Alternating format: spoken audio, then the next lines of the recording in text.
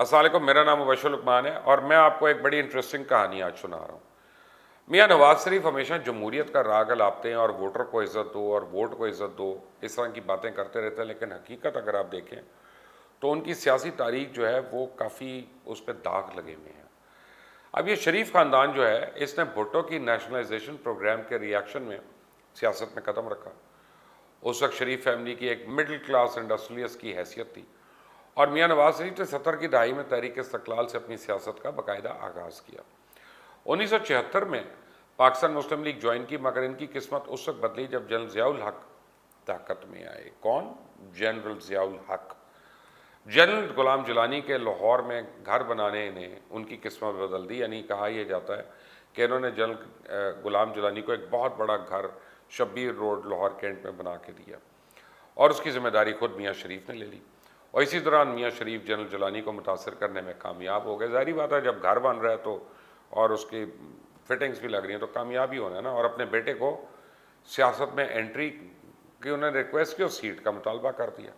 اب کہا جاتا ہے کہ جنرل جیلانی نے کہا کہ آپ شہباز شریف کا انتخاب کیا، مگر والد محترم نے نواز شریف کا نام آگے کیا اور انہوں نے کہا کہ جی اگر چھوٹے کو دے دیا تو میرا کاروبار کون چلائے گا، اور 1981 میں میاں نواز شریف کو پنجاب کا وزیر خزانہ بنا دیا گیا۔ جمہوریت کی پہلی جیت۔ 1985 میں غیر جماعتی الیکشن میں وزیر اعلیٰ بننے تک وہ اسی عہدے پہ براجمان رہے، اور 1988 میں جب جنرل ضیاء الحق نے جنیجو حکومت فارغ کی تو نواز شریف جنیجو کی بجائے ضیاء الحق کے ساتھ کھڑے ہوئے اور وزیر اعلیٰ کے عہدے پہ براجمان رہے۔ جمہوریت کی دوبارہ جیت ہوئی۔ جب بے نظیر بھٹو وطن واپس آئیں تو جنرل جیلانی نے پنجاب میں بے نظیر کو روکنے کے لیے جنرل ضیاء الحق کے سامنے نواز شریف کی مکمل حمایت کی، جمہوریت کی حمایت کی، دیکھیں نا آپ، اور نواز شریف کو بے نظیر کے سامنے کاؤنٹر فورس کے طور پہ پیش کیا، جمہوریت، اور دائیں بازو کے سرخیل کے طور پہ اسٹیبلشمنٹ نے تراش خراش کی، کیونکہ بے نظیر کے استقبال نے جو لاکھوں کا مجمع تھا اس نے ہلا کے رکھ دیا جنرل ضیاء الحق کو۔ اس وقت 1988 میں بے نظیر بھٹو نے الیکشن سے پہلے حکومتی دھاندلی کو کس طرح بیان کیا، پہلے یہ دیکھ لیں ذرا۔ I think it's a serious problem for democracy. It's legalized, institutionalized rigging. It's disqualification of the majority of the voters. But by the grace of God, our majority is so overwhelming that we believe that they might fail despite these efforts. And we'll have to just watch and see how many seats they attempt to rig. But as far as the public is concerned, it's there for everyone to see. Mian Nawaz Sharif نے یہ election اسلامی جمہوری اتحاد اور I S I کے مکمل حمایت کے باوجود ہار گئے اور پارلیمنٹ میں صرف 55 سیٹیں حاصل کر سکے، لیکن پنجاب میں آئی جی آئی کو اکثریت ملی اور میاں نواز شریف دوبارہ وزیر اعلیٰ بن گئے۔ اب میاں نواز شریف نے بحیثیت وزیر اعلیٰ پنجاب اپنی جڑیں پنجاب میں مضبوط کر لیں اور اپنے پولیٹیکل سپورٹرز کو حکومتی عہدے دیے گئے۔ جو بھی بیوروکریٹ ان کی سوچ سے اختلاف کرتا تھا اسے پنجاب سے فارغ کر دیا جاتا تھا۔ حکومتی دولت کو برے طریقے سے سیاسی وفاداریاں حاصل کرنے کے لیے استعمال کیا گیا، اور جنرل ضیاء الحق کے نظریے اور اس کے سیاسی حامیوں کو ساتھ لے کے چلتے رہے۔ میاں نواز شریف بحیثیت وزیر اعلیٰ ضیاء الحق کے بارے میں کیا فرماتے تھے اور ان کی سیاست میں خدمات کو کیسے پیش کرتے تھے، ذرا دیکھیں یہ۔ I have great admiration for the late president. He had done some very good work in the country, and he set very good precedents in the politics of this country, which have had very healthy impact. And I like to pursue those policies. Decency in politics, I think, is the first one to introduce in this country. جی آپ کو پتہ چل گیا کہ جمہوریت پسند کون ہے۔ بہرحال میاں نواز شریف بحیثیت وزیر اعلیٰ بے نظیر بھٹو کو پنجاب میں بے اثر کرنے میں کامیاب ہو گئے اور وفاق کے خلاف مسلسل سازشیں رچاتے رہے، اور غلام اسحاق خان نے 1990 میں بے نظیر حکومت پہ 8ویں ترمیم کا چھرا چلایا، ان کو گھر بھیج دیا۔ اس دفعہ پھر اسٹیبلشمنٹ نواز شریف کو وزیر اعلیٰ بنانے کے لیے آگے آئی اور نواز شریف کے ساتھ ساتھ اینٹی انڈیا اور ریلیجس سیگمنٹس کو اکٹھا کیا گیا۔ مہران بینک سکینڈل کے تحت 12 کروڑ روپے کی رقم بے نظیر کو الیکشن ہرانے کے لیے حاصل کی گئی، 6 کروڑ غلام اسحاق کے الیکشن سیل کو دیے گئے، باقیہ رقم نواز شریف سمیت 35 سے زائد سیاستدانوں کو دی گئی۔ میاں نواز شریف بحیثیت آئی جی آئی لیڈر بے نظیر کے بارے میں کیا تاثرات رکھتے تھے، ذرا سنیں۔ وہ کہتی ہے میں ایک عورت ہوں اور یہ سب میرے پیچھے پڑ گئے ہیں.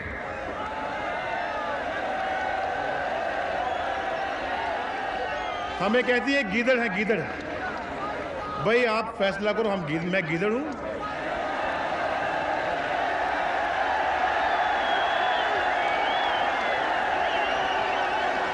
میں دیکھنے میں تو انسان لگتا ہوں, گیدڑ تو نہیں لگتا نا میں. یہ گیدڑ کہتی ہے ہمیں, اور پھر کہتی میرے پیچھے سب پڑ گئے ہاتھ دھو کر. میرے دوستو یہ تو پاکستان کی سخت ترین دشمن ہے. آپ کس کے چکر میں پڑ گئے ہو سب لوگ؟ خدا کے لیے کچھ اپنی آنکھیں کھولو. یہ پاکستان کو برباد کرنے والی پارٹی ہے. اور آج نواز شریف نے اس پارٹی کے ساتھ کیوں نہیں ہاتھ ملایا؟ اس لیے کہ نواز شریف جانتا تھا کہ بے نظیر کا خاندان اقتدار کی خاطر اس نے پاکستان کو توڑا ہے. تو نواز شریف کیسے پاکستان کے توڑنے والوں کے ساتھ ہاتھ ملا سکتا ہے؟ بولو, میں نے صحیح کہا یا غلط؟ میں نے ٹھیک کیا یا غلط کیا؟ میں نے اگر ان کے ساتھ ہاتھ نہیں ملایا تو ٹھیک کیا؟ آصف زرداری صاحب کے لیے میرے دل میں بڑا احترام ہے. آصف زرداری صاحب ہمارے پی ڈی ایم کا حصہ ہیں اور میں ان کا دل سے احترام کرتا ہوں. کہتے تھے نا بی بی پاکستان کی دشمن, پاکستان کو توڑا ہے. 1990 کے عام انتخابات میں آئی جی آئی کو 105 اور پیپلز پارٹی کو 45 سیٹس ملی. غلام مصطفیٰ جتوئی وزیر اعظم کے امیدوار تھے, لیکن آئی جی آئی کو پنجاب سے واضح اکثریت ملی اور آئی جی آئی کو سندھ سے صرف 3 سیٹیں ملی. اس لیے قرعہ نواز شریف کا نام نکلا اور نواز شریف نے پاکستان کے وزیر اعظم کا حلف اٹھا لیا. کو بتائے مریم نواز کو کہ پلیز کون ان کو ہیلپ کر رہا تھا اس وقت. بے نظیر بھٹو نے اس وقت بھی انتخابات میں دھاندلی کا الزام لگایا. کیا کہا انہوں نے؟ Watch this. But I had said before, I don't understand, I can't see Mr. Isaaq ringing me up and saying, congratulations, you won. I said, but at the same time, I see so much support for us that short of running off with the ballot boxes, there is nothing they can do to stem the popular tide for the PDA and for democratic Pakistan. And that's exactly what they did. They ran off with the ballot box. اب Mian Nawaz Sharif election سے پہلے تو بھارت کے خلاف اپنے موقف پہ ڈٹے رہے, لیکن وزیر اعظم بنتے ہی انہیں مذاکرات اور دیگر چیزیں یاد آ گئیں. I respect India's sovereignty because I am a peace-loving citizen of Pakistan. I feel that every other state's sovereignty must be respected. لیکن جب بے نظیر بھٹو 1993 میں دوبارہ وزیر اعظم بنی تو پھر بھارت کے ٹکڑے یاد آ گئے. اسمبلی میں جب ہم نے بات کی تو میں نے کہا تم نے یہ بات کہی تھی بے نظیر بھٹو کہ تم نے ہندوستان کی مدد کی تھی, ہندوستان کو ٹکڑے ٹکڑے ہونے سے بچانے کے لیے, اور سکھوں کے خلاف تم نے ان کی مدد کی تھی. کہتی ہاں میں نے مدد کی تھی, اور میں نے جو کہا ہے میں نے سچ کہا, اور میں آج بھی کہتی ہوں میں نے مدد کی تھی. میں نے کہا میرے دوستوں مجھے بتاؤ کیا نواز شریف اب اس کے اوپر خاموش رہے؟ نواز شریف نے پوری کوشش کی کہ زرداری کے پروڈکشن آرڈر نہ جاری کیے جائیں اور پرائیویٹائزیشن میں اونے پونے انڈسٹریاں اصل مالکوں کی بجائے دیگر لوگوں کے حوالے کرنا شروع کر دیں, اور اس کا نتیجہ یہ نکلا کہ 20 سے زائد انڈسٹری ناتجربہ کار لوگوں کے حوالے کرنے کی وجہ سے بند ہو گئی. میاں نواز شریف نے اس وقت نچکاری کے پیسے سے کیسے قوم کی تقدیر بدلنا چاہتے تھے, ذرا سناؤں آپ کو, سن لیں. میں نے یہ محسوس کیا اور پھر میں نے یہ کہا کہ سب ادارے جو ہیں اس طرح کے ہم واپس کریں, ہم نجی شعبے کو منتقل کریں, اس سے جو آمدنی ہوگی ہم اس سے انشاءاللہ اپنے جو قرضے ہیں وہ واپس کریں گے. اس آمدنی سے جس سے جو آپ ہمیں انشاءاللہ دیں گے اور جو دوسرے اداروں سے ہمیں حاصل ہوگی, اپنے قرضے واپس کریں گے, اپنے ملک کے دفاع کو مضبوط کرنے کے اوپر خرچ کریں گے, اور اسی طرح سے اپنے سوشل سیکٹرز کے اوپر ایجوکیشن اور ہیلتھ فیسلٹیز دینے کے لیے ہم ان پیسے کو خرچ کریں گے. جو کام میاں صاحب اس وقت کرنا چاہتے تھے وہ آج تک نہیں ہوا. جلد ہی میاں نواز شریف کے نئے آرمی چیف کی تقرری اور اعلیٰ عدلیہ کے ججوں کے لگانے پر غلام اسحاق خان سے مسئلہ ہو گیا, اور نواز شریف نے غلام اسحاق خان کے خلاف تقریر کر دی. یہ چاہتے ہیں کہ ڈمی قائد ایوان لایا جائے, ڈکٹیشن نہیں لوں گا. کیا کہا تھا سنیں ذرا. اب یہ کوشش بہت واضح ہو گئی ہے کہ اسمبلی کے اندر اپنی پسند کا ایک نیا ڈمی قائد ایوان لایا جائے اور اسمبلی کو ریموٹ کنٹرول سے چلایا جائے. He went on to say that he would not resign, would not dissolve the assemblies, would not take dictation. اس کے بعد اگلے دن 18 اپریل 1993 کو غلام اسحاق خان نے ان کی حکومت کا خاتمہ کر دیا. Hereby dissolve the National Assembly with immediate effect and dismiss the Prime Minister and the Cabinet who should cease to hold office forthwith. इस फैसले पर नवाज शरीफ ने सुप्रीम कोर्ट जाने का फैसला किया, जहां जस्टिस नसीम मसूद शाह की सरबराही में इनकी हुकूमत को दोबारा बहाल कर दिया गया। हुकूमत ख़त्म होने के बाद मियाँ साहब के क्या तासुरात थे, उन्हें दोबारा जमहूरियत का मरोड़ उठा, ये क्या कहता है, सुने। How can a president in a parliamentary democracy conspire against an elected government and conspire against an elected prime minister? A prime minister, a government which has the mandate of the people of Pakistan, which is of course a parliament which is directly elected. The president is not directly elected. It has dissolved the assembly which elected him as the president of the country. मगर ये बहाली वक्ती थी। एक बार फिर सदर और वज़ीर आज़म के दरमियान इख्तलाफात ख़त्म नहीं हुए, उस बाद नवाज शरीफ को हुकूमत छोड़नी पड़ी। बेनज़ीर भुट्टो ने गुलाम इसाक़ खान को सपोर्ट किया, इस पर नवाज शरीफ ने क्या कहा, ये भी सुन लें। The leader of the People's Party meeting the president, the same president who dismissed her 2.5 years ago, and she went to call on him, she went to see him just to make sure that the assembly gets dissolved. And she, by she I mean her party, gets into the caretaker cabinet. 1993 में होने वाले इंतखाबात में PPP के बेनज़ीर भुट्टो ने कामयाबी हासिल की, लेकिन करप्शन के इल्ज़ामात पर इनके अपने ही बनाए हुए सदर जनाब फारूक लगारी ने उनकी हुकूमत ख़त्म कर दी। बेनज़ीर ने इन पे हुकूमत गिराने का इल्ज़ाम लगाया, जो जवाब में नवाज शरीफ कहते हैं 1993 में उन्होंने गुलाम इसाक़ खान के साथ मिलकर हमारी हुकूमत गिराई।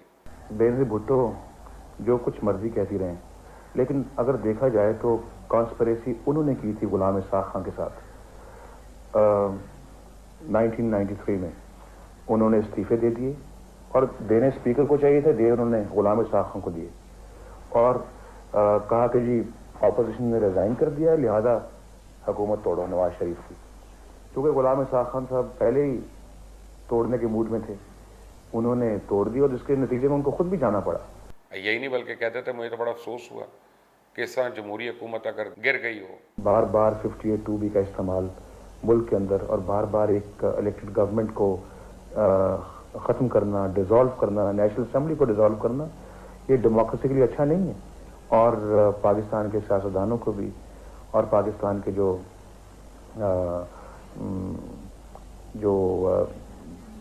चलाने वाले जो हैं उनको बैठ के इस चीज़ का सीरियस नोटिस लेना चाहिए कि जो रोज़ रोज़ की जो लड़ाई है मुल्क के अंदर, ये भी बंद होनी चाहिए। लेकिन वो अवाम से खिताब करते हुए जब 1993 के इंतखाबात के बाद बेनज़ीर भुट्टो वज़ीर आज़म बन गई थी, जलसों में क्या मुतालबा कर रहे थे, सुने जरा। आपसे येलो कैप छीन ली है, उसने आपसे आपका रोजगार भी छीन लिया है, और उसको मौका मिला तो वो पाकिस्तानी कौम को भूखा मार देगी। हम ये बर्दाश्त नहीं कर सकते, और जो के बेनज़ीर भुट्टो और फारूक लगारी 11 सितंबर तक इस्तीफा दे, ये मुतालबा आपका भी मुतालबा है या नहीं है? ये ख़त्म नहीं होता यहाँ पे, बल्कि उन्होंने फारूक लगारी के बेनज़ीर को घर भेजने के फैसले को सपोर्ट किया।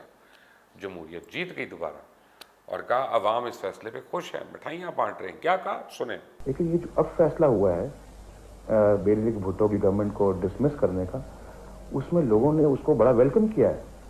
और फिर मैं जब प्रेसिडेंट फारूक लगारी को जाके मिला था, मैंने उनको कहा था प्रेसिडेंट साहब, ये पब्लिक डिमांड है कि you now must get rid of this government. तो ये मेरी अकेले की डिमांड नहीं थी, ये पूरी कौम की डिमांड थी, और ये दिन बेनज़ीर भुट्टो साहब ने खुद इनवाइट किया था। अगर वो हमारी बातें सुनती, हमारी बातों पे हमारी बातों में तवज्जो देती, तो ये दिन उनको ना देखना पड़ता। मार्च 1997 में होने वाले इंतखाबात नवाज शरीफ ने 3/4 की वाज़ेह अक्सरियत से कामयाबी हासिल की और दोबारा वज़ीर आज़म बन गए। दूसरे दौर हुकूमत में उन्होंने इंडिया से ताल्लुकात उस्तवार करने की कोशिश की, और उस वक्त के अपने हम मनसब यानी अटल बिहारी वाजपेयी को लाहौर दावत दी। उन्होंने अदलिया पे हमला किया, उन्होंने फ़ौज पे 2 दफ़ा हमला किया, पहले जहांगीर करामत, फिर जनरल मुशर्रफ। उन्होंने पार्लियामेंट पे हमला करके अमीरुल मोमिनीन बनने की कोशिश की, उसके बाद उन्हें फिर घर जाना पड़ा। एग्रीमेंट पे कौम से झूठ बोला कि मैंने इस कागज़ पे दस्तखत नहीं करूँगा। क्या कहा, सुने। لیکن یہ سٹینڈ اسی دن میں نے لیا تھا جس دن مشرف آئے تھے, اور اس وقت تو بڑا خوف کا عالم تھا پورے ملک میں, لیکن میں نے کہا کہ مجھے مارنا ہے مار دو, مجھے جو کرنا ہے کر دیں, لیکن میں اس کاغذ پہ دستخط نہیں کروں گا, میں اس کاغذ پہ دستخط نہیں کروں گا. میرا ضمیر اس بات پہ اجازت نہیں دیتا, میری حب الوطنی اس بات کی اجازت نہیں دیتی, میری پاکستان سے محبت اس بات کی اجازت نہیں دیتی. میں کیسے آپ کو کہوں کہ ہاں جناب میں یہ دستخط کرتا ہوں کیونکہ آپ آ گئے ہیں اور میں ملک کے آئین کو توڑنے میں بھی پارٹی بن جاؤں. لیکن آپ یہ اسکرین پہ معاہدہ دیکھ رہے ہیں, آپ پہلے بھی دیکھ چکے ہوں گے, میاں صاحب کے دستخط ہے, اور یہ وہی دستخط ہے جو نواز شریف نے الیکشن میں کمیشن میں 2013 میں کیا اور وزیر اعظم بنے, باہر جا کے مساق جمہوریت کیا, واپس آئے مذاق جمہوریت کر لیا, پھر کالا کوٹ پہن کے پیپلز پارٹی کے خلاف عدالت پہنچ گئے, گیلانی سے استعفیٰ مانگتے رہے. کیا کہتے ہیں؟ اپیل سے پہلے نیچے اترو, گھر جاؤ, جب گھر جاؤ گے اپیل کرو, اگر اپیل میں تمہارے خلاف فیصلہ ہوتا ہے تو تم بالکل گھر جاؤ گے, نہیں ہوتا تو پھر تم واپس اپنے وزارت عظمیٰ کے منصب پہ آ جاؤ گے. کون نہیں جانتا کہ 2013 میں افتخار چودھری کو صدر بنانے کا لالی پاپ دے کر RO الیکشنز کروایا اور پھر پنچر لگوا کے وہ اقتدار میں آئی, اور اس دفعہ پیناما ان کا دشمن بن کے آیا. الزام پھر عدلی اور اسٹیبلشمنٹ پڑا کہ مجھے کیوں نکالا. اب پھر میاں صاحب دوبارہ قوم کو بیوقوف بنانے میں مصروف ہیں. مجھے امید ہے اس ویڈیو سے آپ لوگوں نے بہت کچھ سیکھا ہوگا, کنفیوژن بھی دور ہو گئی ہوگی, کیونکہ پاکستان میں کوئی بھی وزیر اعظم اپنی مدت تو پوری نہیں کر سکا. میاں نواز شریف کی جتنی جمہوریت سے وابستگی اور دوستی ہے یا ان کی جو دل کے قریب ہے وہ آپ کو نظر آ گیا ہوگا. آپ دیکھ رہے ہیں Mubashir Luqman YouTube channel. Until next time, اللہ حافظ.